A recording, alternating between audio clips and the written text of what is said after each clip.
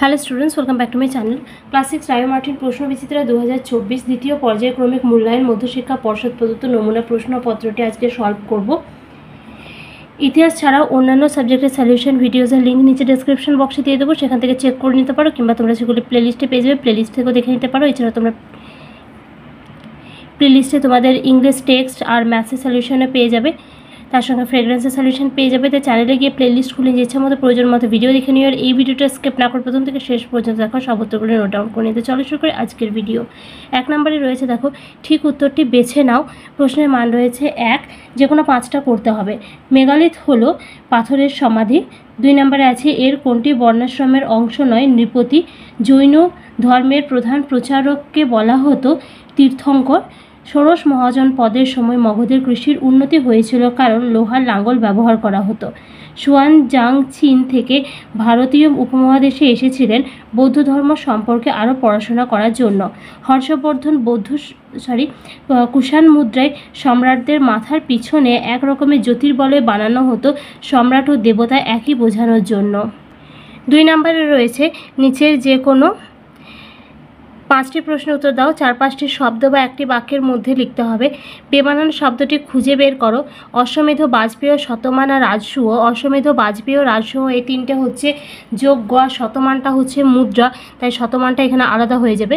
আদি বৈদিক যুগের কোন প্রতিষ্ঠানে নারীরা অংশগ্রহণ করতে পারতেন? এটা সমিতি নামক প্রতিষ্ঠানে হবে। ঠিক না ভুল লেখো। বৌদ্ধ ধর্ম প্রচারের প্রধান ভাষা ছিল সংস্কৃত। এটা হচ্ছে ভুল, কারণ বৌদ্ধ ধর্ম প্রচারের প্রধান ভাষা ছিল পালি ভাষা, যেটা আমি ব্র্যাকেটে লিখে দিয়েছি, ব্র্যাকেটটা লেখা দরকার নেই। ষোড়শ মহাজন পদের সময়ের একটি গণরাজ্যের নাম লেখো। এটা হবে ব্রিজি। শূন্যস্থান পূরণ করো। শকরাজ রুদ্রদামনের সম্পর্কে জানবার সবথেকে গুরুত্বপূর্ণ শিলালেখ হচ্ছে জুনাগড় শিলালেখ।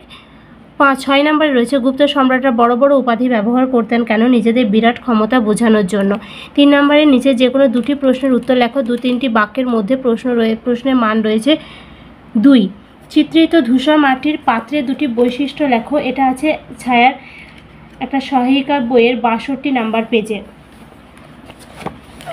লিখবে। চিত্রিত ধূসর মাটির পাত্রে 2টি বৈশিষ্ট্য হলো, এই পাত্রগুলির রং ছিল ধূসর এবং পাত্রগুলির গায়ে নানা রকম ছবি আঁকা থাকতো। নেক্সট কোয়েশ্চেন রয়েছে 2 নম্বরে, বৌদ্ধ ধর্মের ত্রিরত্ন কি কি?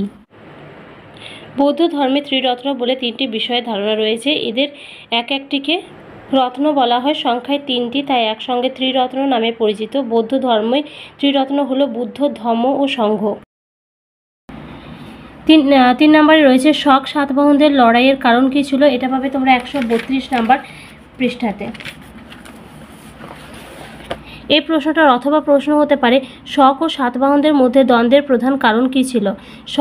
শক সাতবাহনদের লড়াইয়ের কারণ ছিল রাজনৈতিক ও অর্থনৈতিক। পূর্ব ও পশ্চিম মালব সহ বিশেষ কয়েকটি এলাকা 2 শক্তি দখল করতে চেয়েছিল। হীরের খনি দখল এবং সমুদ্র বাণিজ্যের নিয়ন্ত্রণ প্রতিষ্ঠা ছিল এই লড়াইয়ের মূল 2 কারণ।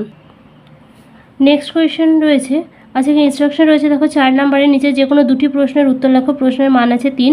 টিকা লেখো চতুরাশ্রম। এটা আছে 69 পেজে এই বইটারই। লিখবে পরিচয়। পরবর্তী এর অথবা প্রশ্ন হতে পারে, চতুরাশ্রম সম্পর্কে টিকা লেখো বা চতুরাশ্রম প্রথা কী? পরিচয়। পরবর্তী বৈদিক যুগে জীবনযাপনের 4টি ভাগ বা পর্যায়ের নাম ছিল চতুরাশ্রম। এই 4টি ভাগ বা পর্যায় ছিল যথাক্রমে ব্রহ্মচর্য, গার্হস্থ্য, বানপ্রস্থ, সন্ন্যাস। ব্যাখ্যা। ব্রহ্মচর্যাশ্রম এই পর্যায়ে ছাত্রদের তার গুরুগৃহে থেকে শিক্ষা লাভ করতে হতো। গার্হস্থ্যাশ্রম শিক্ষা লাভের শেষে বিয়ে করে জীবনযাপনের এই পর্যায়ের নাম ছিল গার্হস্থ্যাশ্রম। বানপ্রস্থাশ্রম এই পর্যায়ে সংসার থেকে দূরে কোনো বনে কুটির তৈরি করে সেখানে ধর্মচর্চা করা হতো। 4 নম্বর সন্ন্যাস আশ্রম। সব কিছু ভুলে ঈশ্বর চিন্তায় ডুবে থেকে শেষ জীবন কাটানোর এই পর্যায়কে সন্ন্যাস আশ্রম বলা হতো। ব্যতিক্রম, পরবর্তী বৈদিক যুগে শুধুমাত্র শূদ্রদের এই ধরনের জীবনযাপনের অধিকার ছিল না। 2 নম্বরে আছে, নব্যধর্ম আন্দোলন ছিল মূলত নগর কেন্দ্রিক। মন্তব্যটি বিশ্লেষণ করো, আছে 93 পেজে।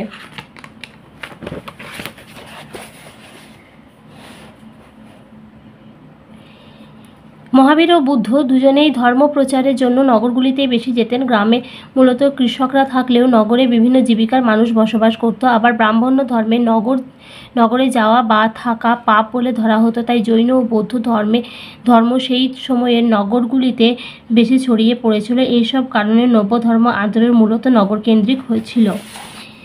পরের প্রশ্ন আছে 3 নম্বরে, হর্ষবর্ধন ও দ্বিতীয় পুলকেশীর লড়াইয়ের ফল কি হয়েছিল? এটা আছে 138 নাম্বার পেজে।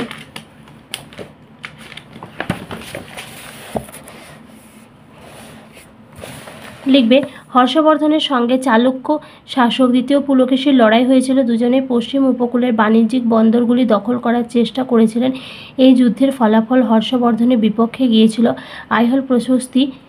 আইহোল প্রশস্তিতে বলা হয়েছে, যুদ্ধে হর্ষের হর্ষ ম্লান হয়ে গিয়েছিল। 5 নম্বর আছে, নিচে যে কোনো একটি প্রশ্নের উত্তর লেখো। 8-10টি বাক্যের মধ্যে প্রশ্নের মান আছে 5। 5-এর 1-এ রয়েছে, বৈদিক সমাজে বর্ণাশ্রম প্রথা ও সামাজিক ভেদাভেদ কেন খারাপ, সে বিষয়ে আলোচনা করে বন্ধুকে একটি চিঠি লেখো। এটা আছে 68 পেজে। চিঠি লেখার জন্য প্রথমে এই বাঁদিকে লিখবে নিজের নাম, ঠিকানা আর চিঠিটা কবে লিখছো তার ডেট। তারপরে এখানে লেখা নেই, এটা আমি বলে দিলাম। এরপর লিখবে প্রিয় দিয়ে নিজের বন্ধুর নাম। আশা করি তুমি ভালো আছো। আজ এই চিঠি লেখার মধ্য দিয়ে আমি তোমাকে বৈদিক সমাজে বর্ণাশ্রম প্রথা ও সামাজিক ভেদাভেদের খারাপ দিকগুলি জানানোর চেষ্টা করব। প্রথমে তোমাকে জানাই যে ঋগ্বেদে গোড়ার দিকে বর্ণাশ্রম প্রথা বিশেষ ছিল না, তবে ঋগ্বেদের সমাজে সামাজিক ভেদাভেদ ছিল। পরবর্তী বৈদিক সমাজে বর্ণ প্রথা জাঁকিয়ে বসতে শুরু করে। পরবর্তী বৈদিক যুগে 4টি বর্ণকে জন্মভিত্তিক করে পেশা নির্ধারিত হতে শুরু করে। তার থেকে জাতিভেদ প্রথার সৃষ্টি হয়েছে বলে মনে করা হয়। যাই হোক, এভাবে বৈদিক সমাজে বর্ণাশ্রম প্রথা ও সামাজিক ভেদাভেদের ক্ষতিকর প্রভাব ফেলে। দেখা যায় সমাজে ব্রাহ্মণদের ক্ষমতা অনেক গুণ বেড়ে যায়। বৈদিক সাহিত্যগুলিতে ব্রাহ্মণদের শ্রেষ্ঠ বলে ঘোষণা করা হয়। ক্ষত্রিয়রাও নিজেদের ক্ষমতা, মর্যাদা ও প্রভাবকেও অনেক গুণ বাড়িয়ে দেয়। অপরদিকে সমাজে বৈশ্য ও শূদ্রদের অবস্থা ধীরে ধীরে খারাপ হয়ে পড়ে। পরবর্তী বৈদিক সাহিত্যগুলিতে বৈশ্যদের হেয় করে দেখানো হয়। বর্ণ ব্যবস্থার সবদিকে খারাপ প্রভাব পড়ে শূদ্রদের উপর। শূদ্রদের প্রায় কোনো রকম সামাজিক সুযোগ সুবিধা ছিল না, তাদের কোনো রকম অধিকারও ছিল না, এমনকি ইচ্ছে করলে তাদেরকে হত্যাও করা যেত। এভাবে সমাজে বর্ণাশ্রম প্রথা ও সামাজিক ভেদাভেদ সামাজিক ঐক্যকে বিনষ্ট করেছিল। সামাজিক ঐক্য ও সংহতি ভেঙে পড়েছিল। সামাজিক উন্নতি ও প্রগতির পথে এই ধরনের বর্ণাশ্রম প্রথা ও সামাজিক ভেদাভেদ প্রধান অন্তরাল বলে আমি মনে করি। আমার এই ধারণার সঙ্গে তুমি কতখানি সহমত পোষণ করবে জানি না। যাই হোক, আজ এখানেই শেষ করলাম। ভালো থাকবে। তোমার চিঠির অপেক্ষায় রইলাম। মিতি তোমার বন্ধু দিয়ে নিজের নাম লিখবে আর এই সাইডে বন্ধুর ঠিকানাটা লিখবে, মানে বাঁ সাইডে বন্ধুর ঠিকানাটা লিখবে। 2 নম্বর আছে, মগধের উত্থান প্রাকৃতিক পরিবেশের জন্য সম্ভব হয়েছিল। মহাজনপদটির ভৌগোলিক অবস্থান আলোচনা করে মন্তব্যটি বিশ্লেষণ করো। আছে 89 পেজে। এই প্রশ্নটা অনেকভাবে আসতে পারে। যেটা তোমাদের আছে সেটা হতে পারে, অথবা কী কারণে মগধ শেষ পর্যন্ত বাকি মহাজন পদগুলি থেকে শক্তিশালী হলো, সেই কারণগুলির মধ্যে কোনটি সবথেকে গুরুত্বপূর্ণ ছিল বলে তোমার মনে হয়, অথবা 16টি মহাজন পদের মধ্যে থেকে মগধের সবথেকে শক্তিশালী হয়ে ওঠার কারণগুলি ব্যাখ্যা করো। সূচনা, প্রাকৃতিক পরিবেশের জন্য রাজতান্ত্রিক মহাজন পদের মগধের উত্থান সম্ভব হয়েছিল। মগধের উত্থানের কারণ অবস্থানগত সুবিধা। মগধ রাজ্যটি নদী ও পাহাড় দিয়ে ঘেরা ছিল, তাই মগধ বাইরের আক্রমণ থেকে সুরক্ষিত ছিল। উর্বরতা, গঙ্গা নদীর পলিমাটি মগধের কৃষি জমিকে উর্বর করে তুলেছিল, ফলে কৃষিজ অর্থনীতি শক্তিশালী হয়েছিল। ঘন বন, মগধ অঞ্চল জুড়ে ঘন বন বিরাজমান ছিল। মগধের রাজারা এই বনের হাতিগুলিকে যুদ্ধের কাজে ব্যবহারের সুযোগ পেয়েছিলেন। লোহা ও তামার খনি, মগধে অনেকগুলি লোহা ও তামার খনি ছিল, তাই সহজে মগধের রাজারা যুদ্ধে লোহার অস্ত্রশস্ত্র ব্যবহার করতে পেরেছিলেন। বাণিজ্য, জল ও স্থল উভয় পথ ধরেই মগধের বাণিজ্য চলত। এইসব সুবিধার কারণে মগধ শেষ পর্যন্ত সবথেকে শক্তিশালী মহাজনপদে পরিণত হয়। গুরুত্বপূর্ণ কারণ, আমার মতে অবস্থানগত সুবিধা ছিল মগধের উত্থানের সবথেকে গুরুত্বপূর্ণ কারণ। আর শেষ প্রশ্ন রয়েছে, গুপ্ত ও বাকাটক প্রশাসন ব্যবস্থার তুলনামূলক আলোচনা করা। এটা আছে 129 নম্বর পেজে। শেষ প্রশ্নের উত্তর দেওয়ার আগে বলে রাখি, যদি ভিডিওটা ভালো লাগে তাহলে প্লিজ লাইক করবে, কমেন্টস করবে, বন্ধুদের সঙ্গে শেয়ার করে দেবে।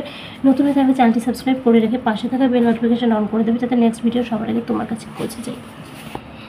লিখবে সূচনা। গুপ্ত ও বাকাটক শাসনের মধ্যে বেশ কিছু ক্ষেত্রে মিল থাকলেও উভয় শাসনের মধ্যে অমিলও দেখা যায়। গুপ্ত ও বাকাটক শাসনের মধ্যে মিল সমূহ: গুপ্ত ও বাকাটক উভয় শাসন ব্যবস্থা বেশ কিছু স্তরে বিভক্ত ছিল, যথা প্রদেশ, জেলা, গ্রাম ইত্যাদি। জেলা ও গ্রাম উভয় ক্ষেত্রেই শাসন কাজে জনপ্রতিনিধিগণ গুরুত্বপূর্ণ ভূমিকা নিতেন। উভয় শাসন ব্যবস্থায় বিভিন্ন পদাধিকারী ব্যক্তি শাসন কাজে সাহায্য করতেন। গুপ্ত ও বাকাটক শাসনের মধ্যে অমিল সমূহ: গুপ্ত শাসন, আরেকদিকে লিখবে বাকাটক শাসন। এই শাসন ব্যবস্থায় প্রদেশগুলির নাম ছিল ভুক্তি ও দেশ, আর বাকাটক শাসনে লিখবে এই শাসন ব্যবস্থায় প্রদেশগুলির নাম ছিল রাজ্য। এক্ষেত্রে প্রদেশের শাসনভার পালন করতে রাজপুত্রগণ, প্রদেশের বা রাজ্যের শাসনভার ছিল সেনাপতির হাতে। এই ব্যবস্থায় জেলার নাম ছিল বিষয়। এই শাসন ব্যবস্থায় জেলার নাম ছিল পট্ট বা আহার। তো এটাই ছিল এই পেপারটার সলিউশন। খুব তাড়াতাড়ি পরের পেপারটা দিয়ে দিচ্ছি, তার সঙ্গে থেকো।